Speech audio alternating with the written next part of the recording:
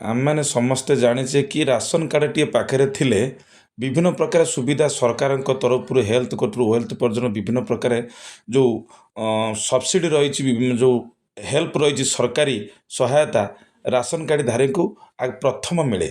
ତେଣୁ ସେଇ ରାସନ କାର୍ଡ଼କୁ ନେଇକରି ସରକାର ଗୋଟେ ବଡ଼ ଖୁସି ଖବର ଦେଇଛନ୍ତି ଯେ KYC ଯେଉଁ ଚାଲିଥିଲା ବର୍ତ୍ତମାନ KYC କମ୍ପ୍ଲିଟ୍ ହେଇଯାଇଛି।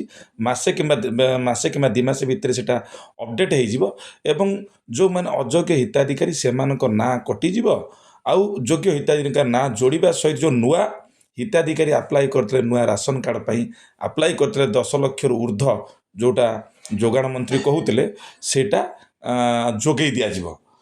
ତେଣୁ ନୂଆ ହିତାଧିକାରୀଙ୍କ ତାଲିକା ଜାଣିବା ଏବଂ ନୂଆ ରାସନ କାର୍ଡ଼ କେମିତି କ'ଣ ଆପ୍ଲାଏ କରିବା ସେ ବାବଦରେ ଆଜିର ଭିଡ଼ିଓ।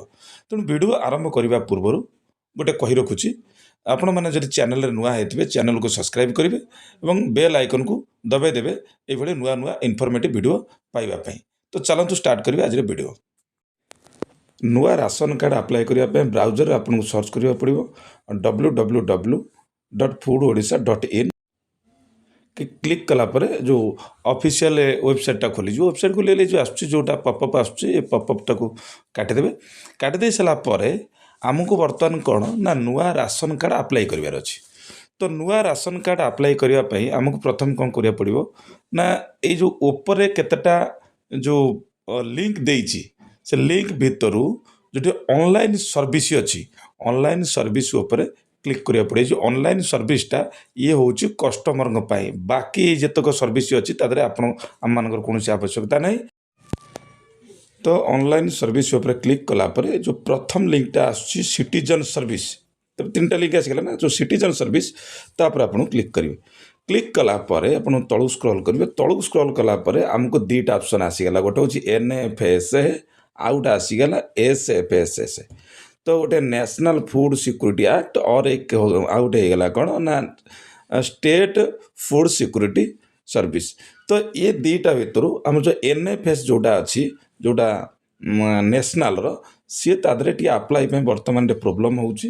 ତ ବିଭିନ୍ନ ପ୍ରକାର ଟେକ୍ନିକାଲ୍ ପ୍ରୋବ୍ଲେମ୍ ରହୁଛି। ତ ଆମକୁ ସୁବିଧା ହେବ ବର୍ତ୍ତମାନ ଆପ୍ଲାଏ କରିବା ପାଇଁ କେଉଁଟା ନା ଷ୍ଟେଟ୍ ଫୁଡ଼୍ ସିକ୍ୟୁରିଟି ସର୍ଭିସରେ। ତ ଆପଣ ସେଠି ଯେଉଁ ଅପସନ୍ ଗୁଡ଼ା ଦେଇଛି ଗୋଟେ ହେଉଛି ନ୍ୟୁ କାର୍ଡ଼ ଆପ୍ଲାଏ। ତ ନ୍ୟୁ କାର୍ଡ଼ ଆପ୍ଲାଏ ଉପରେ ଆପଣଙ୍କୁ କ୍ଲିକ୍ କରିବାକୁ ପଡ଼ିବ। ତ କ୍ଲିକ୍ କଲା ପରେ ଏଇ ଯେଉଁ ଫର୍ମଟି ଖୋଲିକି ଆସିଲା ଯେ apply for new registration card under SFSS। ତ ଆଦେହରେ ଆପଣଙ୍କୁ ପ୍ରଥମେ କ'ଣ କରିବେ ନା ଏଠି ଅଛି ଡିଷ୍ଟ୍ରିକ୍ଟ ଆପଣଙ୍କର ଯେଉଁଟା ସିଲେକ୍ଟ କରିବେ। ଡିଷ୍ଟ୍ରିକ୍ଟ ସିଲେକ୍ଟ କରିସାରିଲା ପରେ ତାପରେ ଆପଣଙ୍କର ବ୍ଲକ୍ ସିଲେକ୍ଟ କରିବେ।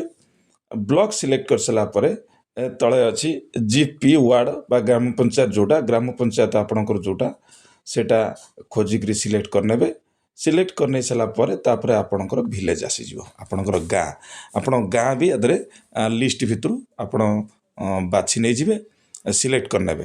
ସିଲେକ୍ଟ କରିସାରିଲା ପରେ ଏଠି ଦେଇଛି କ'ଣ ପ୍ଲଟ୍ ନମ୍ବର କ୍ୱାର୍ଟର ନମ୍ବର, ଏଟା ଅପସନାଲ୍ର ଅଛି, ଆପଣ ଦେଇପାରନ୍ତି ନ ଦେଇପାରନ୍ତି।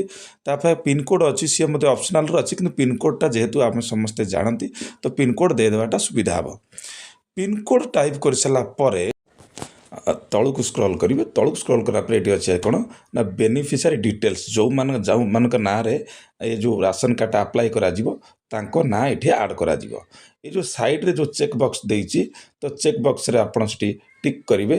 ଟିକ୍ କରିସାରିଲା ପରେ ଯେଉଁ ବକ୍ସ ଅଛି ସେଠି ନେମ୍ ଲେଖା ହେଇଛି, ଯାହା ଏସବୁ ସିରିଏଲ୍ ବାଇ ସିରିଏଲ୍ ମାଗୁଛି ସେଟାକୁ ଆପଣଙ୍କୁ ପୂରଣ କରିବାକୁ ପଡ଼ିବ। ଏଠି ଦେଲା ଆପଣ ନାମ ଦେଲା, ତ ଇଂଲିଶରେ ନାଁ ଲେଖିଲେ। ବର୍ତ୍ତମାନ ରିଜିଓନାଲ୍ ଯେଉଁଟା ଆପଣଙ୍କର ରାଜ୍ୟର ଯେଉଁ ଭାଷା ମାତୃଭାଷା ସେ ଭାଷାରେ ଆପଣଙ୍କ ନାଁ ଏଠି ଲେଖିବେ। ଲେଖି ସାରିଲା ପରେ ସାଇଡ଼୍କି ଏଇଟା ମୋବାଇଲରେ ଯେହେତୁ ମୁଁ ଆପଣଙ୍କ ପାଇଁ ରେକର୍ଡ଼ିଂ କରୁଛି, କାହିଁକିନା ମୋବାଇଲରେ ଆପଣ କେମିତି ଆପ୍ଲାଏ କରିବେ ଏଠି ଶିଖିବା ପାଇଁ, ତ ଏଇଟା ମୋବାଇଲରେ ଯେହେତୁ କରୁଛି ତ ଏଇ ଟାଇପ୍ର ଭିଡ଼ିଓଟି ଆସୁଛି। ତ ଏଠି ଆପଣ ସାଇଡ଼୍କି ଆସିଲା ପରେ ଆପଣ ଦେଖିବେ ଜେଣ୍ଡର ଅଛି, ମେଲ୍ ଫିମେଲ୍ ବାଛିବେ। ତାପରେ ଆପଣଙ୍କର ଯେଉଁ ଜନ୍ମ ତାରିଖ ଆପଣ ଫିଲ୍ଅପ୍ କରିବେ। ଏଠି ରିଲେସନସିପ୍ରେ ଆପଣଙ୍କର ମା ବାପା କେହି ବି କାହାକୁ ଆପଣ ବାଛିପାରନ୍ତି ନଚେତ ଯଦି ବର୍ତ୍ତମାନ ଯେଉଁ ନାଁଟା ଆପଣ ଲେଖିଲେ ଯେଉଁ ଟାଇପ୍ କଲେ ସିଏ ଯଦି ରାସନ କାର୍ଡ଼ରେ ହେଡ଼୍ ହେଇଥାନ୍ତି ପରିବାରରେ ହେଡ଼୍ ହେଇଥାନ୍ତି ତ ଆପଣ ଆ ଭିତରୁ ଅପସନ୍ରୁ ବାଛି ନେଇଯିବେ ହେଡ଼୍। ତାପରେ ଆପଣଙ୍କୁ ସାଇଡ଼୍କି ସ୍କ୍ରୋଲ୍ କରିବାକୁ ପଡ଼ିବ। ସାଇଡ଼୍ ସ୍କ୍ରୋଲ୍ କଲା ପରେ ଏଠି ଆପଣଙ୍କୁ ମାଗିବ କ'ଣ ନା ଭୋଟର କାର୍ଡ଼ ଏପିକ୍ ନମ୍ବର ମାଗୁଛି। ଭୋଟର କାର୍ଡ଼ ନମ୍ବର ଯଦି ଆପଣଙ୍କର ଭୋଟର କାର୍ଡ଼ ଥିବ ବା ଯେଉଁ ଯାହାର ରାସନ କାର୍ଡ଼ ଆପ୍ଲାଏ କରାହେଉଛି ତାଙ୍କ ନାଁ ଯଦି ଭୋଟର କାର୍ଡ଼ ଥାଏ ତ ଭୋଟର କାର୍ଡ଼ ନମ୍ବର ଏଠି ଫିଲ୍ଅପ୍ କରିବେ। ବର୍ତ୍ତମାନ ଆଧାର କାର୍ଡ଼ ସେକ୍ସନରେ ଏଠି ଆଧାର କାର୍ଡ଼ ଯେଉଁ ବେନିଫିସିଆରୀଙ୍କ ଆଧାର କାର୍ଡ଼ ଡିଟେଲ୍ସ ସେଠି ଆଧାର କାର୍ଡ଼ ନମ୍ବର ଟାଇପ୍ କରିବେ। ତାପରେ ଯେଉଁମାନଙ୍କର ଆଧାର କାର୍ଡ଼ ନଥିବ ସେଠି ଏନରୋଲମେଣ୍ଟ ନମ୍ବର ଯେଉଁଟା ଅଛି ସେଠି ଆପଣ ଏନରୋଲମେଣ୍ଟ ନମ୍ବର ଲେଖିପାରିଥାନ୍ତେ। ଯେହେତୁ ଆପଣଙ୍କର ଆଧାର କାର୍ଡ଼ ଅଛି ତ ସେ ସେକ୍ସନଟାକୁ ଫାଙ୍କା ଛାଡ଼ିଦେବେ। ତାପରେ ଏଠି ଫାଦରଙ୍କ ନାମ ଲେଖିବାକୁ ପଡ଼ିବ, ବେନିଫିସିଆରୀଙ୍କ ଫାଦରଙ୍କ ନାମ ଲେଖିବାକୁ ପଡ଼ିବ। ଏଇଟା ଇଂଲିଶରେ ଲେଖିବାକୁ ପଡ଼ିବ କମ୍ପଲସରି। ତା ତଳକୁ ଆପଣ ରିଜିଓନାଲ୍ ଲାଙ୍ଗୁଏଜ୍ ଆପଣଙ୍କର ମାତୃଭାଷା ରାଜ୍ୟର ଭାଷାରେ ଯେଉଁଟା ଯେମିତିକି ଆମର ଓଡ଼ିଆ ତ ଓଡ଼ିଆରେ ଲେଖିବେ। ଓଡ଼ିଆରେ ନାଁ ଲେଖି ସାରିଲା ପରେ ଆପଣ ସାଇଡ଼୍କି ସ୍କ୍ରଲ୍ କରିବେ। ସାଇଡ଼୍କି ସ୍କ୍ରଲ୍ କରିସାରିଲା ପରେ ଏଠି ସ୍ପାଉସ୍ ନମ୍ବର ନାମ ମାଗୁଛି। ଯଦି ବେନିଫିସିଆରୀ ବିବାହିତ ହେଇଥାନ୍ତି ତ ସେ ତାଙ୍କ ପତି କିମ୍ବା ପତ୍ନୀଙ୍କ ନାମ, ଯଦି ଲେଡ଼ିଜ୍ ହେଇଥାନ୍ତି ତ ପତ୍ନୀଙ୍କ ସ୍ୱାମୀଙ୍କ ନାମ, ଯଦି ଜେଣ୍ଟସ୍ ହେଇଥାନ୍ତି ତ ସ୍ତ୍ରୀଙ୍କ ନାମ ଏଠି ଲେଖିବେ, ଯେଉଁଟା ଇଂଲିଶରେ ଲେଖିବେ ପ୍ରଥମେ। ତାପରେ ପୁଣି ତଳେ ରିଜିଓନାଲ୍ ଭାଷା ଆମ ଓଡ଼ିଆ ଭାଷାରେ ଟାଇପ୍ କରିବେ। ତାପରେ ସାଇଡ଼୍କୁ ସ୍କ୍ରଲ୍ କଲା ପରେ ଏଠି ଗୋଟେ ସ୍ପେଶିଆଲ୍ କେସ୍ ଇଫ୍ ଏନି କୌଣସି କାରଣରୁ ଆପଣଙ୍କ ପାଖରେ ଆଧାର କାର୍ଡ଼ ନାହିଁ କିମ୍ବା ଆପଣ ସୋସିଆଲି ଯେଉଁଟା ହ୍ୟାଣ୍ଡିକ୍ୟାପ୍ଟ ଯେଉଁଟା ଅଛନ୍ତି ଡିଜାବିଲିଟି କିମ୍ବା ଆପଣଙ୍କର କୌଣସି ବି ଗୋଟେ ପ୍ରୋବ୍ଲେମ୍ ଅଛି କିମ୍ବା ଏଇଠି ସ୍ପେଶିଆଲ୍ କେସ୍ କିଛି ଆପଣଙ୍କର ଥାଏ ସେଇଟା ଅପସନାଲ୍ର ଅଛି, ସେଇଟା ଆପଣଙ୍କୁ ଏଠି ଆ ଭିତରୁ ବାଛିବାକୁ ପଡ଼ିବ। ଯଦି ସେ ଟାଇପ୍ର କିଛି ନଥାଏ ତ ଇଏ ହେଉଛି ଅପସନାଲ୍, ଆପଣ ଛାଡ଼ିଦେବେ। ଏବେ ସବୁ ସରିଲା ପରେ ଆପଣ କ୍ରସ୍ ଚେକ୍ କରି ନେଇଯିବେ। କ୍ରସ୍ ଚେକ୍ କରି ନେଇସାରିଲା ପରେ ଆପଣ ଡିଟେଲ୍ସ କ୍ରସ୍ ଚେକ୍ କରି ନେଇସାରିଲା ପରେ ଆପଣ ତଳକୁ ସ୍କ୍ରଲ୍ କରିବେ। ଏଇ ଟାଇପ୍ର ଆଉ ଯଦି କେହି ମେମ୍ବର ଥାଆନ୍ତି ତ ଏଇ ଟାଇପ୍ର ମେମ୍ବର ସବୁ ଆପଣ ଯୋଡ଼ି ଯୋଡ଼ି ଚାଲିବେ। ଯଦି କିଛି ଭୁଲ ଏଣ୍ଟ୍ରି ହେଇଯାଇଥାଏ ତ ଆପଣ ଏଠି ଡିଲିଟ୍ ଫ୍ୟାମିଲି ମେମ୍ବର ଯେଉଁଟା ଅଛି ତା ଦେହରେ କ୍ଲିକ୍ କରି ଆପଣ ଡିଲିଟ୍ କରିପାରନ୍ତି।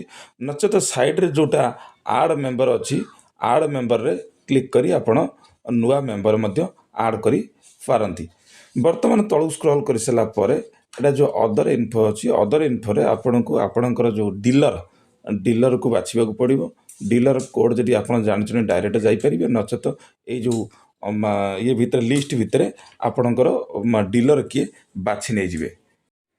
ବର୍ତ୍ତମାନ ଅଟୋ ଇନକ୍ଲୁଜନ୍ କ୍ରାଇଟେରିଆ ଯେଉଁଟା ସେଇଟା ଉପରେ କ୍ଲିକ୍ କରିସାରିଲା ପରେ ଆପଣଙ୍କର ସୁଇଟେବୁଲ୍ ଅପସନ୍ ଆ ଭିତରୁ ଆପଣ ବାଛି ନେଇଯିବେ। ତ ଯେମିତିକି ମୁଁ ଆଦରୁ ବର୍ତ୍ତମାନ depend on daily ways labour ସେଇଟା ମୁଁ ଚୁଜ୍ କରୁଛି। ବର୍ତ୍ତମାନ ଏଠି ଆପଣଙ୍କର ମୋବାଇଲ୍ ନମ୍ବର ଏଠି ଟାଇପ୍ କରିବେ।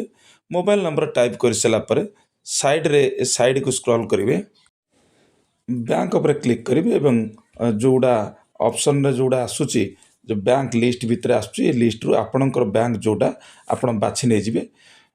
ଆପଣଙ୍କର ବ୍ୟାଙ୍କ ବାଛି ନେଇଗଲା ପରେ ଆପଣଙ୍କର ସାଇଡ଼୍ରେ ଯେଉଁ IFSC କୋଡ଼୍ ଯେଉଁ ଅପସନ୍ ବକ୍ସଟା ଅଛି ସେ ଅଟୋମେଟିକ୍ ଫିଲ୍ଅପ୍ ହେଇକରି ଆସିଯିବ। ଆପଣଙ୍କର ଆକାଉଣ୍ଟ ନମ୍ବର ଏଠି ଭରିବେ। ଆପଣଙ୍କର ଆକାଉଣ୍ଟ ନମ୍ବର ବକ୍ସ ଭିତରେ ଭରି ସାରିଲା ପରେ ତଳେ ଯେଉଁଟା ଦେଇଛି ଯେ ଏସି ହୋଲ୍ଡରଙ୍କ ନାମ ଯେଉଁଟା ବର୍ତ୍ତମାନ ମନେକର ଯେଉଁ ବେନିଫିସିଆରୀ ଲିଷ୍ଟ ଭିତରେ ଆପଣ ଗୋଟାଏ ବେନିଫିସିଆରୀ ଯଦି ବାଛିଛନ୍ତି ତ ତାଙ୍କ ନାଁ କମ୍ପଲସରି ଏଠି ଆସିଯିବ। ଯଦି ଏକରୁ ଅନେକ ବେନିଫିସିଆରୀଙ୍କ ନାମ ବାଛିଛନ୍ତି ତ ସିଏ ଗୋଟେ ଲିଷ୍ଟ ଆସିବ, ଯେତିକି ବେନିଫିସିଆରୀ ଆପଣ ଚୁଜ୍ କରିଛନ୍ତି ତାଙ୍କର ଗୋଟେ ନାମ ପଳେଇ ଆସିବ, ଲିଷ୍ଟ ପଳେଇ ଆସିବ। ତା ଭିତରୁ ଯେଉଁ ଆକାଉଣ୍ଟ ନମ୍ବର ଏଟା ଦେଲେ ସେ ବେନିଫିସିଆରୀ କିଏ ତ ତାଙ୍କର ଆକାଉଣ୍ଟ ହୋଲ୍ଡରଙ୍କ ନାମରେ ଆପଣ କ୍ଲିକ୍ କରିବେ। ଏଇଟା କ୍ଲିକ୍ କରିସାରିଲା ପରେ ତ ଆପଣଙ୍କୁ ବର୍ତ୍ତମାନ ତଳେ ଦୁଇଟା ଅପସନ୍ ଦେଖାଦେଉଛି, ଗୋଟେ ସେଭ୍, ଗୋଟେ ପ୍ରିଣ୍ଟ ଆକ୍ନଲେଜମେଣ୍ଟ। ତ ବର୍ତ୍ତମାନ ଆପଣ ପ୍ରଥମେ ଏଇ ଯେଉଁ ଡାଟା ଆପଣ ଟାଇପ୍ କଲେ ଫର୍ମରେ ଆପଣ ସେଭ୍ ଉପରେ କ୍ଲିକ୍ କରିବେ। ସେଭ୍ ଉପରେ କ୍ଲିକ୍ କରିସାରିଲା ପରେ ଆପଣଙ୍କର ଯେଉଁ ଡାଟା ଦେଖିଲା beneficiary information is saved successfully. ତ ଆପଣ ଯେଉଁଟା ଆପ୍ଲାଏ ଯେଉଁଟା राशन कार्ड आप्लाय आपणकर सक्सेसफुली हो गला। तो ये जो पॉपअपटा आसला ये पॉपअपटा को आप स्क्रीनशॉट करके रखिपारती नचेत आपण ओके मारिकी ताको कट करदेवे। वर्तमान आपण जो प्रिंट एक्नॉलेजमेंट अच्छी प्रिंट एक्नॉलेजमेंट ऊपर क्लिक करेंगे। क्लिक कर सारा पर आपण जो रिसिप्ट जोटा एक्नॉलेजमेंट रिसिप्ट आवेदन पत्र दाखल प्राप्ति स्वीकृति पत्र जोटा लिखाई सेटा को आपण प्रिंट करी रखी नहीं जिवे फर्दर रेफरेंस पाई। वीडियो आउ टिके जस्ट लंबा हम कहीं दीटा जाक टॉपिक गोटे आम कवर कले।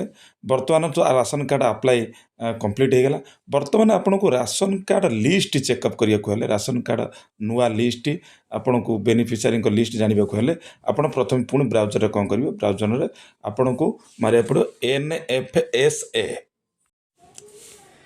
ओडिशा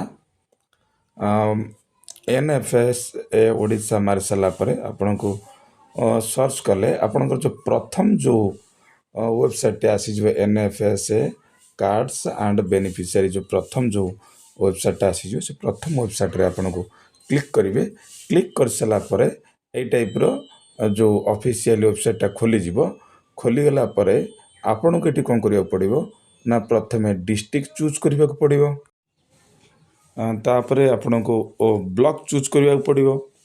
ब्लॉक चूज कर सारा पर आपणकर जो FPS माने जे आपणकर जो डीलर आपण जहाँ पाखु जाइए राशन नहीं कि आसुचंती से डीलर को आपन को चूज करिया पड़िबो जे आपणकर डीलर किए। डीलर सिना चूज कले आपणकर जो बेनिफिशियरी लिस्ट आसीबो कि सी डीलर अंडर को माने बेनिफिशियरी अच्छंती तो सेटा को आपन को ए लिस्ट भितर खोजिकी जोटा लिस्ट भितर खोजिकी आपन को ताको चूज करने को पड़िबो। चूज कर सारा पर तले जोटा अच्छी गेट रिपोर्ट उपर आपन को क्लिक करेंगे। क्लिक कर सारा पर आपणकर ये टाइप तलू स्क्रॉल कर नहीं जिवे तलू स्क्रॉल कर नहीं सारा पर आपणकर बेनिफिशियरी लिस्ट आपन सामने शो हो राइट साइड ये देखंतु दीटा गोटे नाली गोटे नीलर दीटा PDF अच्छी ये PDF रु आपन PDF सेव करके भी आपन पूरा बेनिफिशियरी लिस्ट आपन मोबाइल रे सेव करि पारंती नचेत ए जो जोटा तलू स्क्रॉल कर सारा पर एटा टोटाली आपनकर बेनिफिशियरी लिस्ट आसीगला। आपन केते किलो चाउल केते गहम टोटाली आपनकर डिटेल्स आपनकर राशन कार्ड नंबर सहित बेनिफिशियरी लिस्ट आपनकर आसीगला। आपन तलू स्क्रॉल करी आपनकर भी आपन चेकिंग करी पारिबे टोटल लिस्ट आपन चेकिंग करी पारिबे नचेत आपण ए जो सर्च बार अच्छी सर्च बार रे मध्य आपण बेनिफिशियरी ना किंबा बेनिफिशियरी ना मारिकी आपण ये सर्च करेंगे बेनिफिशियरी सर्च करेंगे यही टाइप रे देखंतु बेनिफिशियरी ना ये सर्च बार रे टाइप कला पर बेनिफिशियरी ना मध्य आसीजिवो जदि तांको ना रे राशन कार्ड अलॉटमेंट हेई थाए।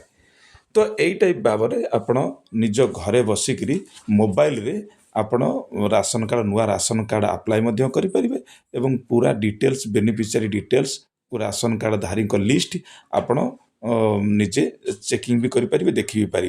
वीडियो टी लंबा हो गला कारण दीटा टॉपिक एटा गोटे जगह कवर है तो वीडियो भितर आपण को किसी जगह मतलब ब्लोअर मिलिबो सेटा होची कोन ना आपण माने भला पर जानते यूट्यूब रो गाइडलाइंस तेणु आपण जदि प्रैक्टिकल करिवे ऑडियो देखिकरी तो आपण भल भाव जानि परिबे।